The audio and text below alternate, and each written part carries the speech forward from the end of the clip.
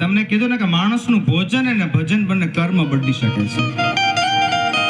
આજે આ શિવ શક્તિ મહિલા મંડળી પાસે તમે વિચાર તો કરો, એમણે ભંડારો રાખ્યો. ભોજન માણસનું કર્મ બદલી શકે. કોઈને ખવડાવો ને એટલે તમારું કર્મ બદલી જાય છે. એક તમારું ભજન કર્મ બદલી શકે છે. તમે ભજન કરો ને 12 વર્ષ તો 100% તમારું કર્મ બદલી શકે છે.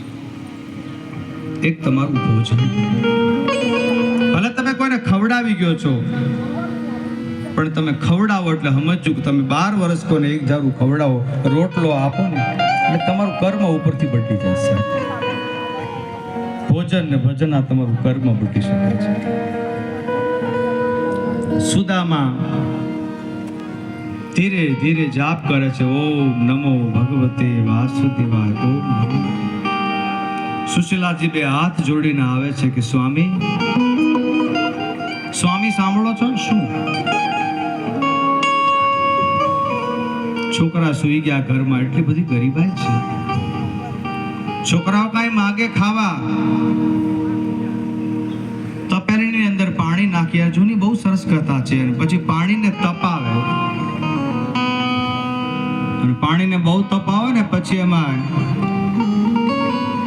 ધીરે ધીરે ફુગા જેવા થવા મળે. છોકરાઓ એમ કે માં જમવું છે, એટલે કીધું બેટા હમણાં થાય છે. આવું કરી કરી આમ બોલે એટલે સમજી જાય ને એટલે છોકરાઓ સુઈ જાય છે.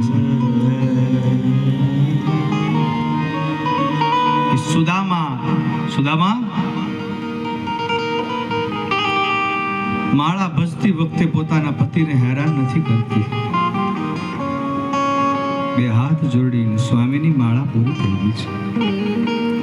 મહારાજ આપે એમ કીધેલું કે આપણા સખા કૃષ્ણ છે દ્વારકા વાળો, અને મેં એવું સાંભળ્યું કે દ્વારકા વાળો તો બહુ પૈસા વાળા છે.